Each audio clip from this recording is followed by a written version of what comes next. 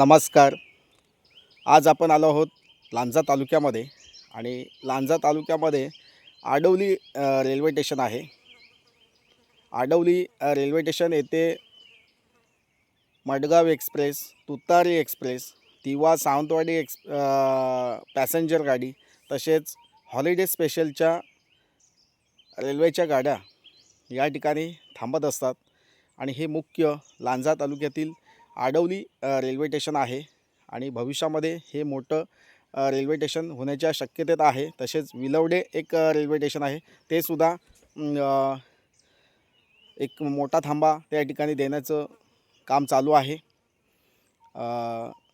आमदार खासदार यांच्या प्रयत्नातून या ठिकाणी मोठं रेल्वे स्टेशन होण्याच्या शक्यतेत आहेत. ही म्हणजे आडवली आणि विलवडे ही दोन्ही रेल्वे स्टेशन मोठे थांबे म्हणजे ज्या मोठ्या गाड्या थांबत आहेत म्हणजे जनशताब्दी असेल किंवा एक्सप्रेस गाड्या आहेत त्या या ठिकाणी थांबण्याच्या शक्यतेत आहेत.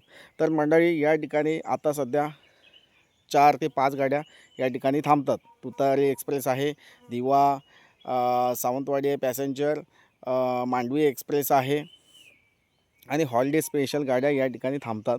तर म्हणजे रेल्वेच्या स्टेशनच्या जवळ असलेली अशी ही 2 एकरची शेती तुम्हाला फार्म हाऊससाठी किंवा घर बांधण्यासाठी वीकेंड हाऊस बांधायचं असेल कोकणामध्ये तर त्या उपयोगात येण्यासाठी अशी ही शेत जमीन मी तुम्हाला दाखवतो आहे.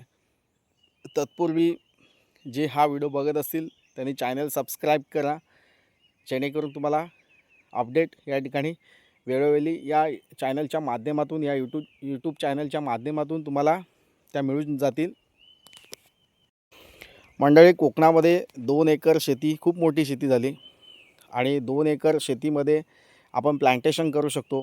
काजू, आंबा, चिकू, पेरू, नारळ, सुपारी, चंदन लागवड असेल किंवा भाजीपाला किंवा लघु उद्योग करू शकतो. त्यामध्ये काजू प्रक्रिया उद्योग आहेत, शेळीपालन आहे, कोंबडी पालन आहे किंवा म्हैस पालन किंवा खेकडा पालन असे वेगवेगळ्या प्रकारचे शेतीपूरक व्यवसाय या जागेमध्ये तुम्ही करू शकता.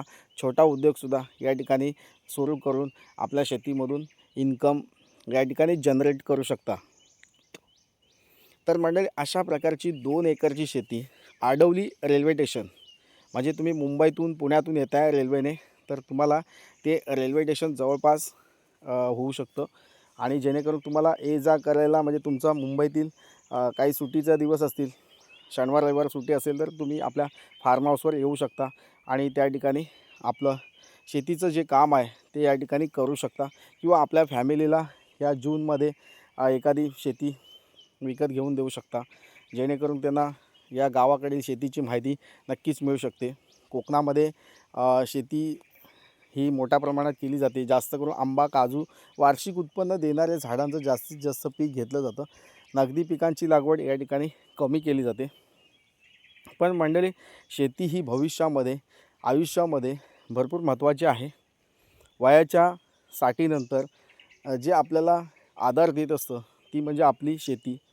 आपलं वय जसं वाढत जातं म्हणजे आपण 30 ते 60 वयापर्यंत जे आपलं वय आहे ते यंगर असतं आणि त्या वयात आपण नोकरी कामधंदा करत असतो आणि त्याच्यानंतर आपलं आयुष्य थकल्यानंतर आपण थोडंसं शेतीमध्ये वेळ देत असतो.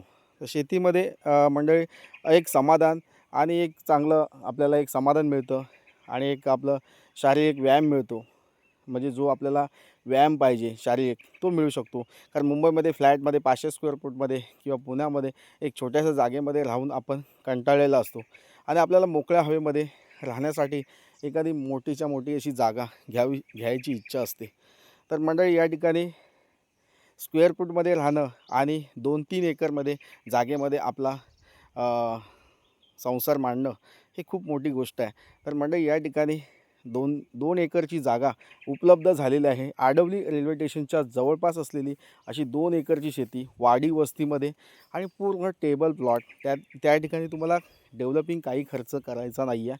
अगदी रिजनेबल किमतीमध्ये अल्प दरामध्ये ही शेतजमीन तुम्हाला आम्ही देणार आहोत. मंडळी, हे माझे जे व्हिडिओ आहेत ते बघा, व्यवस्थित बघा. मातीचा प्लॉट आहे. बघू शकता मी जास्तीत जास्त कॅमेरा हा जमिनीवर दाखवला आहे, की जेणेकरून तुम्हाला कळू शकते की माती जमीन आहे आणि या ठिकाणी कोणतीही म्हणजे कोणतीही शेती, कोणतंही पीक आपण या जमिनीतून घेऊ शकतो. आता मंडळी, पीक आणि शेती ह्या सगळ्या गोष्टी आपण अभ्यासात वाचत असतो, पण प्रॅक्टिकली आपण जेव्हा शेतीमध्ये घुसतो, शेती करायचा प्रयत्न करत असतो, त्यावेळी आपल्याला त्या मातीचं नॉलेज येत असतं आणि त्या मातीमधून आपण काय घेऊ शकतो. भाजीपाला पिकवू शकतो, किंवा इतर तुम्हाला भात शेती असेल किंवा आयुर्वेदिक झाडांची लागवड ही आपण या ठिकाणी करू शकतो. आयुर्वेदिक शेती ही सुद्धा फायदेशीर असते. मग ती फायदेशीर शेती आपण या ठिकाणी करू शकतो. हळद लागवड आहे, म्हणजे वेगवेगळ्या प्रकारची तुम्हाला लागवड या ठिकाणी करता येऊ शकते. मसाल्याची लागवड करू शकता, स्पायसेसची लागवड या ठिकाणी करू शकता. अशी वेगवेगळी शेती तुम्ही या ठिकाणी शेती करून आपला इन्कम जनरेट करू शकता. आणि वयाच्या 60 नंतर एक स्वच्छ आणि सुंदर निसर्गाच्या सानिध्यामध्ये आपल्याला जगण्याचा जो आनंद आहे, तो आपल्याला पुणे किंवा मुंबई शहरामध्ये मिळणार नाही आहे. पण मंडळी, त्यासाठी आपल्याला प्रॉपर शेतजमीन विकत घेऊन तिथे आपल्याला एखादं फार्म हाऊस छोटंसं बांधून आपल्याला त्या ठिकाणी त्या वातावरणाचा आनंद घेऊ शकता. कारण कोकणामध्ये वातावरण जे आहे ते शांत आणि पक्ष्यांचा किलबिलाट, चिवचिवाट आता बघू शकता. आजूबाजूला शांत वातावरण आहे आणि पक्ष्यांचा चिवचिवाट या ठिकाणी तुम्हाला पाहायला मिळतो. तर मंडळी, अशा प्रकारची शेती विकत घ्या. ज्या लोकांकडे शेती नसेल त्यांना शेतकरी दाखला, राजस्थानी असेल, मध्य प्रदेशचा शेतकरी दाखला आम्ही बनवून देत असतो. तर मंडळी, हा जागेचा व्हिडिओ तुम्हाला आवडला असेल तर लाईक करा, चॅनल सबस्क्राईब करा आणि पुन्हा भेटूया अशाच नवनवीन जागेच्या व्हिडिओसह.